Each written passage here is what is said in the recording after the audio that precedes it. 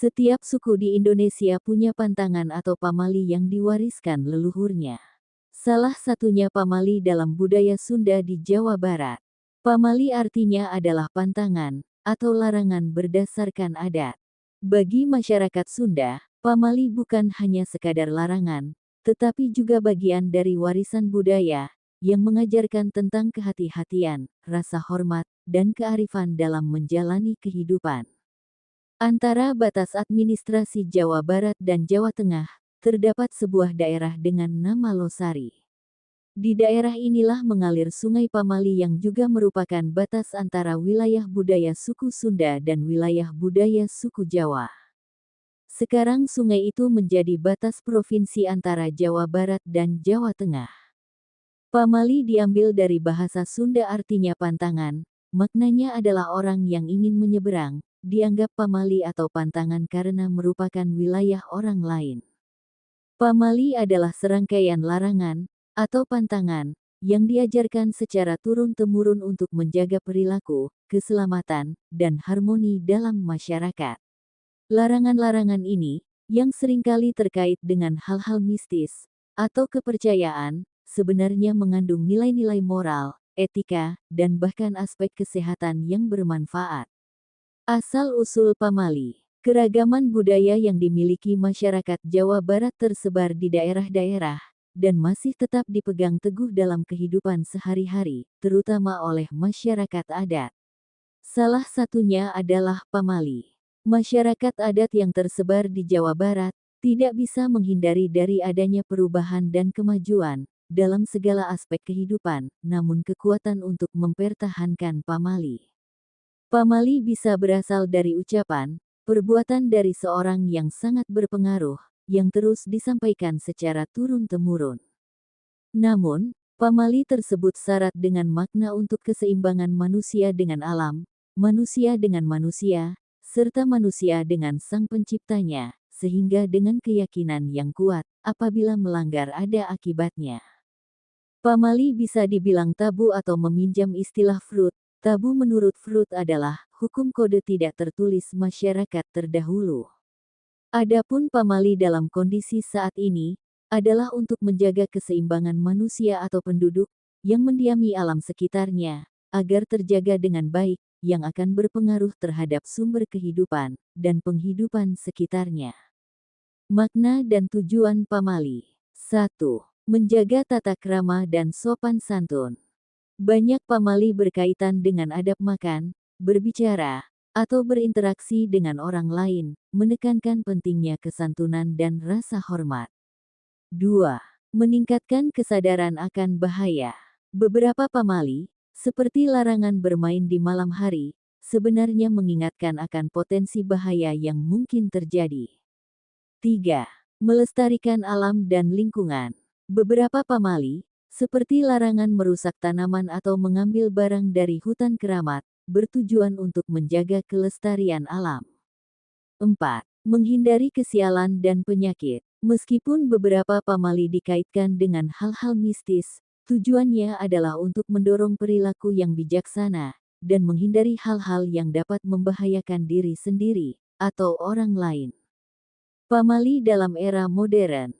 Meskipun beberapa orang mungkin menganggap pamali sebagai mitos, banyak dari larangan ini masih relevan dalam konteks menjaga nilai-nilai luhur dan keselamatan. Bagi masyarakat Sunda, menghormati kepercayaan para leluhurnya dilakukan dalam salah satu bentuk yaitu pamali. Bukan hanya untuk menjaga kepercayaan, tetapi di balik pamali tersebut memiliki nilai-nilai moral, kepercayaan dan simbol dari kebudayaan Sunda.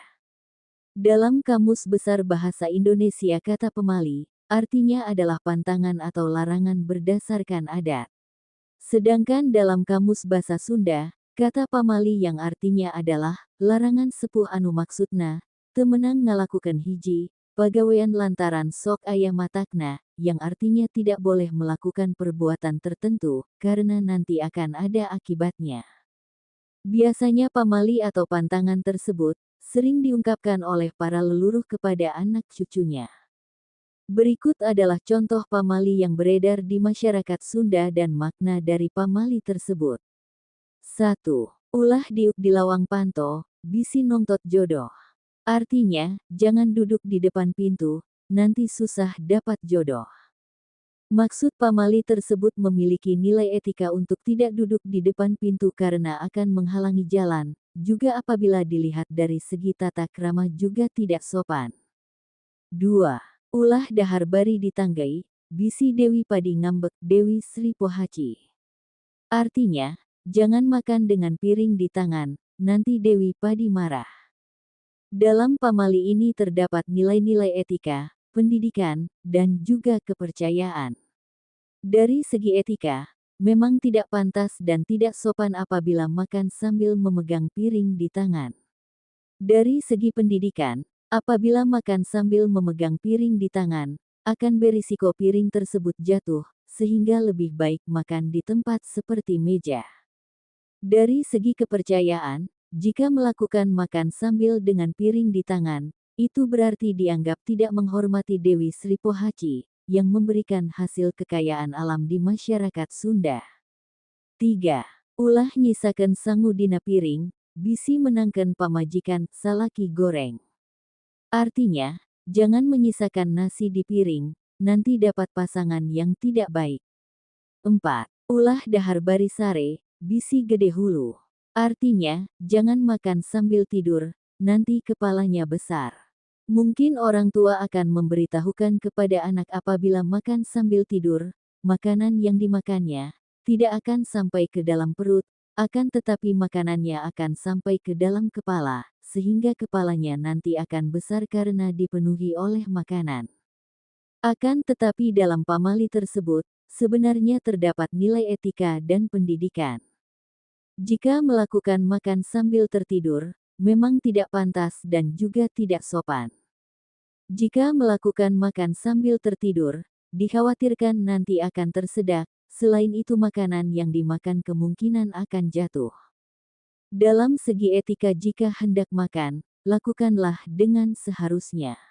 5. Ulah ngadiukan bantal, bisi bisul. Artinya, jangan menduduki bantal, nanti suka bisul. Maksud pamali tersebut mengajarkan nilai-nilai etika dan pendidikan. Dari segi etika dan pendidikan, selain untuk menjaga supaya bantal tersebut tidak rusak, bantal digunakan untuk kepala, sehingga tidak baik jika bantal tersebut untuk diduduki. Karena di masyarakat Sunda derajat kepala itu lebih tinggi dari bagian tubuh lainnya. 6. Ulah sare bari disimutku samak, bisi nitahken maot. Artinya, jangan tidur sambil diselimuti oleh tikar, nanti menyuruh meninggal. Pamali tersebut memiliki nilai-nilai etika dan pendidikan. Dari segi etika, memang tidak pantas kalau tertidur diselimuti oleh tikar, karena nanti saat tertidur tidak akan nyenyak. Etika lainnya adalah jika tidur dengan diselimuti oleh tikar, menandakan seperti orang yang dibungkus oleh kain kafan, sehingga seperti orang yang meninggal. Dari segi pendidikan, jika hendak tidur, tidurlah di tempat yang seharusnya supaya tidurnya bisa nyenyak. 7. Ulah ulin wanci maghrib, bisi diculik kujurik. Artinya, jangan bermain setelah maghrib, nanti diculik oleh hantu. Maksud pamali tersebut terdapat nilai-nilai etika dan pendidikan. Dari segi etika memang tidak pantas jika anak-anak bermain larut sampai maghrib. Karena jika bermain sampai larut malam, orang tua pasti khawatir, dan berbahaya bagi keselamatan anak tersebut, karena sudah malam. Juga maghrib bagi agama Islam adalah waktunya untuk salat dan mengaji. Dari segi pendidikan, maghrib adalah waktunya anak untuk belajar, karena siang harinya sudah bermain. Anak-anak juga bisa menghargai waktu, untuk pulang ke rumahnya, setelah bermain. 8. Ulah ngadahar caupang sisina, bisi kapopohoken. Artinya, jangan makan pisang yang paling ujung, nanti suka jadi dilupakan oleh orang.